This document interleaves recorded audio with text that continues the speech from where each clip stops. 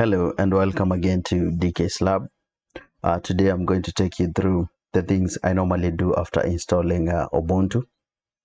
So on my virtual machines for my home lab, I normally use, or my common operating system is Ubuntu Server for my VMs, though I normally mix with Debian and any other OS depending on the requirements, but majority I use Ubuntu. So I'm going to show you the things I do immediately after installing Ubuntu.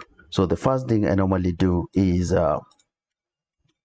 create a new user so that I don't use the root user. And on my installation, the one you're seeing on the screen, I already have the user administrator. This one I created on the step to create user while installing. So if you did your installation and you use the root to install, the command to add a new user is sudo add user administrator. Then you replace administrator with the name of your choice, the one you want to give it to your user. Then I'm not going to create that user. So once you create the user, then you need to add that user to the group of sudoers so that that user will have privileges to install applications or do some administrative tasks. And to do that, you're going to add the user using the command user modify. Then you're going to add the user administrator to the group sudo. So once you're done with that command, then the other command will be to verify that our user can run all commands.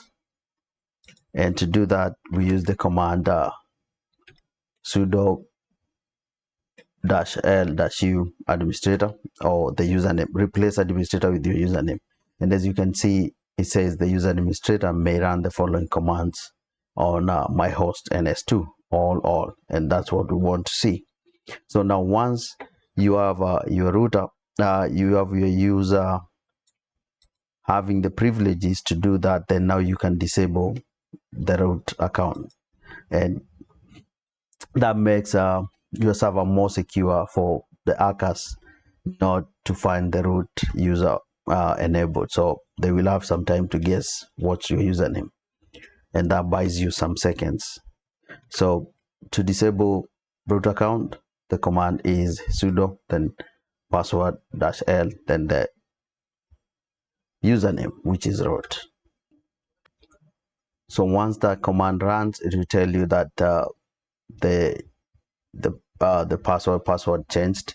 So that tells you that it has disabled the root account successfully. So the other thing I normally do after I solve the user issue, then I normally go and make sure I set my host name correctly. So for example, for this machine, my host name is ns2, that is network server 2, and the command to set, let's say when you were installing, you just used another name and now you want to change the host name for these, or maybe you cloned a template from your virtual machines and now you want to change the host name for that machine because it's using the same host name as the original machine you cloned from. Then the command to do that is hostname ctl, and you set hostname and the name of your hostname. So once you set that, I'm not going to set that one because mine is already set. So the other place you normally check for hostname is you edit etc.hosts and you make sure that the host name indicated there is the correct one. And as you can see, I have my host name as ns2. So that way we are good to proceed. So for this one, you Control X and exit from it. Then once you have your host name correct, the other thing I normally check is to check whether my time zone is set correctly. And if you do time, date, ctl. This command should give us our time zone. If you want to set time zone, then you do sudo for this one, since I'm on not a root user. Ctl set dash time zone.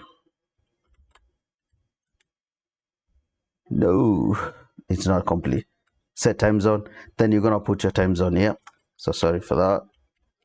Let's say America, then z/, let's say Chicago, and that should set our time zone to Central Time. You have also the option to use menu if you don't like setting it like this. And to use menu, use the command dpkg preconfigure, then time zone date. And with this command, what you get is this menu where you select the time, and you just follow the menu until you finish the setup. So still on the time zone, one another thing I normally do, which we will do later in the coming videos, is to set NTP server. Right now, if you remember my this series of videos, we are starting setting a home lab from scratch and setting it the right way, so like building a foundation. So I don't have the NTP server set, but we will configure the NTP server later once we have it set. And to set the NTP server, which is network time protocol, this is the file to modify the etc systemd time sync .conf syncd.conf. And if you scroll down under time, there is this NTP which has nothing. So we normally uncomment that line and put the IP address for, let's say, 192.168.maybe 1.10 for the NTP server. And once you're done modifying this file, then you save. That's the only change we make on that file. So Ctrl X. Since I don't have that server running, so I'm not going to save these changes. So I'm going to say no. Then after you're done modifying that change, the next two commands that you run is to set NTP off. Then once this is done, you set on. So the two commands, off and on. So you start with turning it off, then you turn it on to pick the changes. And that's all you do for configuring your time to sync automatically using your NTP server. And that's all about time zone and time sync. So the other steps now from here, now we are going to install some applications. So the first thing I do here is to do sudo apt update to update, since this is a new installation, so to update it to make sure it's up to date with the current what do you call them, updates. So we are going to wait for this to run up to the end and come back and proceed with the next command. So our update is done, and we can see we have 113 packages that can be upgraded. And since I don't want the upgrade I'm doing right now is not what do I call it, selective adoption of the upgrades, so I'm going to upgrade everything. And to do that, you do sudo apt upgrade. And again, since I'm not doing selective adoption, I'm going to put -y so that I don't answer any question, so it will just pick the updates for me. So let's wait for this one to complete. So the upgrade is done, and once the upgrade is done, let me clear the screen. The next thing I normally do is to install let me show you. When you go to our video summary, it says like no guest agent configured. And if you go to options, or if you remember when we were creating the virtual machine, we did enable QEMU agent, and this is what will enable us see the IP address for the virtual machine on this part. So that's what we are going to install next. And to do that, here is the command, which is apt install QEMU agent guest. So let's do that really quick. And let me put my password in here.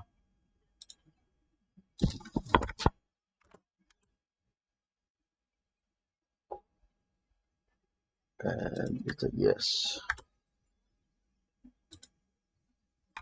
So that one is installed. And if we go back here, so these will not populate like immediately, but when we do a reboot, we will see it back showing the IP address. So once this is done, I normally go ahead and install SSH.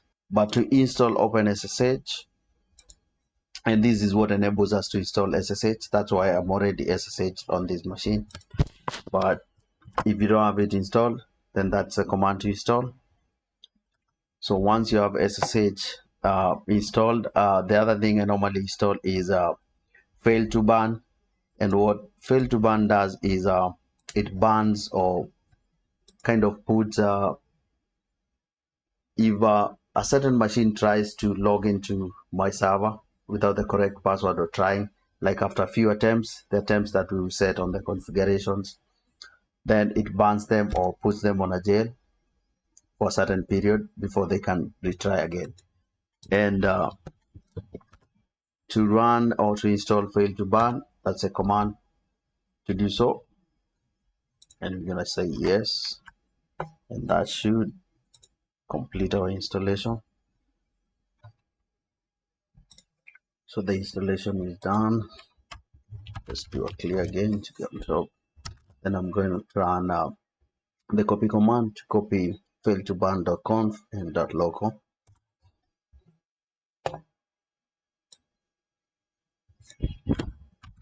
Once that's done, I'm gonna run another one to copy the jail.conf and .local.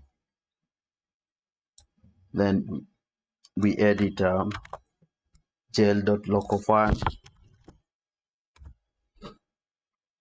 and what we do on this one, we're supposed to go find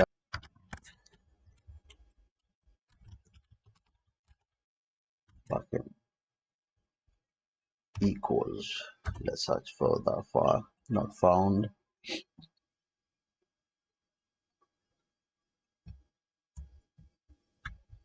Let me scroll down.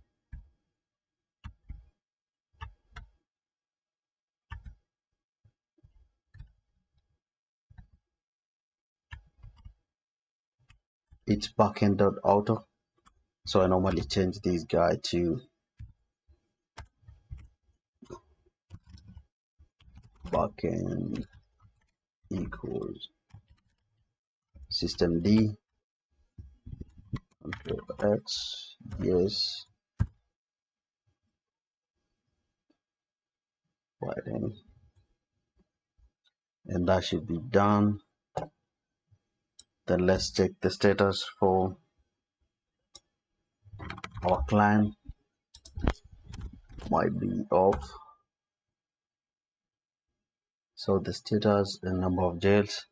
Then we can check the status of SSH, the SSHD. There we go. And oh, I was not typing the status in it, so my bad. And that's the status. So if we had any attempts and we have the machine blocked, it will show under banned IP list. And that's all about fail to ban. So the other thing I normally do is to enable my firewall, and what I normally do is first deny as my default rule. So I deny all incoming, and I allow all outgoing. So any outgoings from my machine, I do allow. Then I will allow SSH so that I don't block myself outside of this session. So that's incoming.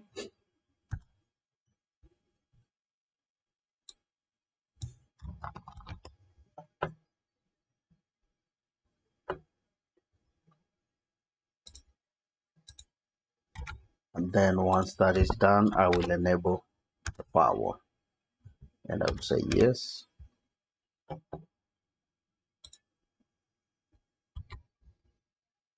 So the firewall is enabled.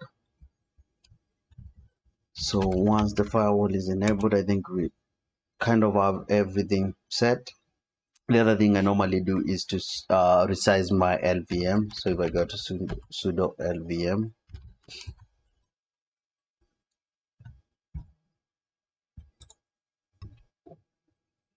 and I do lv scan,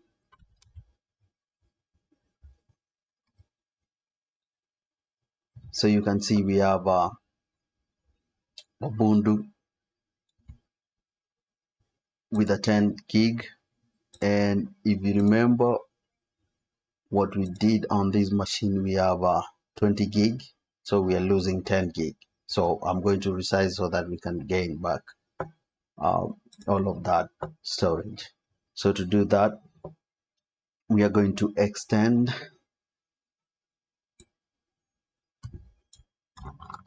and the command to extend is lv extend, and I need to make sure this is the drive, dev ubuntu vg vm. So that's correct, and you should see the message that says it has changed from 10 to whatever number will be there, and it should be almost near what your storage allocation was. Mine was 20 GB, so 18, that's almost there. So immediately after this, we do an exit, and after exit, now we need to resize the ZFS. So control V, sudo resize, and it's the same drive.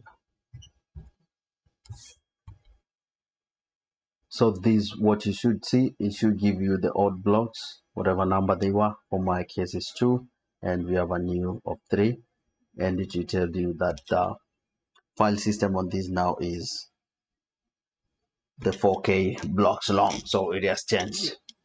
And to confirm the change, you can do df-h,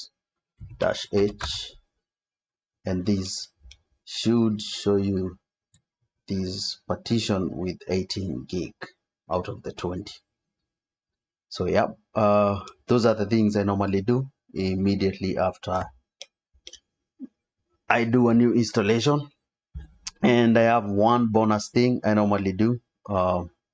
Is not like a must. So for example, instead of having all these names showing here, I normally change my bash, and I like to use zsh, and to do so I normally do sudo apt install zsh.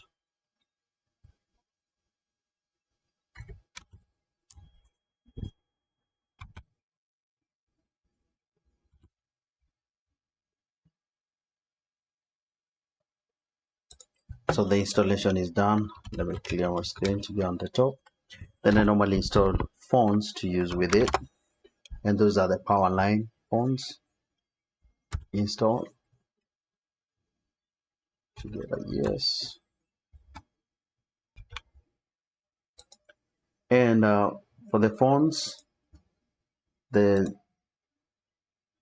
ZSH bash, the one I normally use, I use all my ZSH, and you can come here and read more about it, or just Google and read more about it. if you open the zsh configuration link,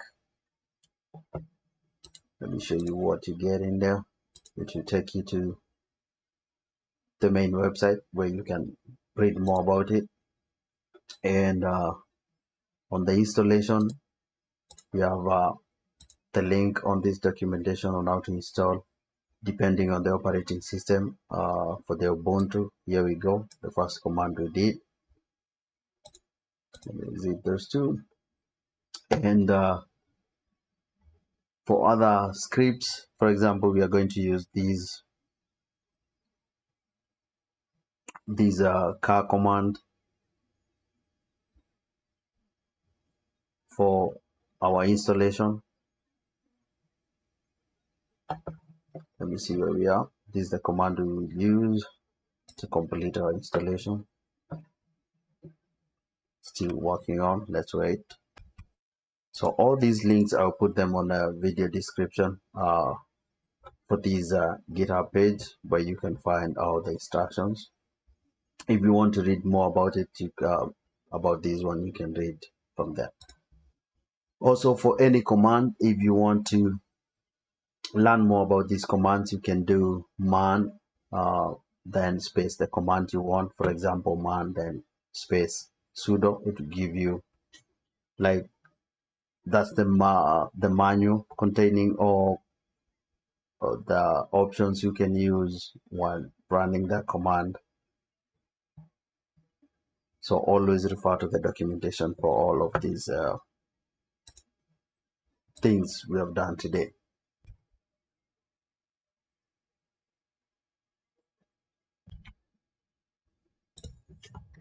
So again, this is complete, and now we are going to run the script to install now the bash.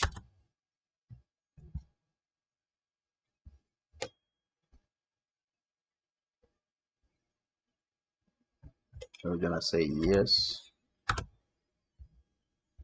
and then we're gonna need to put our password.